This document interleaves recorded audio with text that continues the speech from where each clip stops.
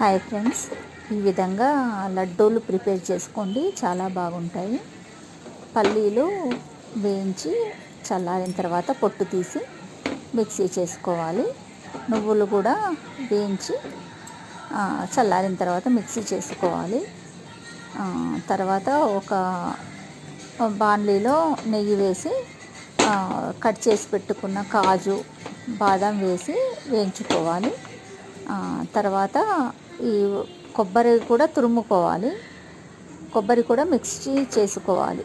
ఈ కొబ్బరి మిక్సీ చేసుకున్న మిశ్రమాన్ని, నువ్వుల మిశ్రమాన్ని, పల్లీలో మిక్సీ చేసుకున్న పదార్థాన్ని అన్నీ ఆ మూకుల్లో వేయాలి. బాదం, కాజు వేగిన తర్వాత వేసి బాగా కలుపుకుంటూ అందులో బెల్లం కూడా తురుముకొని ఇందులో కలపాలి. కలుపుతుంటే కొద్దిగా కలుపుతూ ఉంటే బెల్లం కొంచెం పాకంలాగా వచ్చేసి ఇవి కూడా ఈ మిశ్రమం అంతా కొంచెం రెడ్గా వస్తుంది. బెల్లం పాకం బట్టి ముద్ద కట్టుకోవడానికి ఈజీగా ఉంటుంది.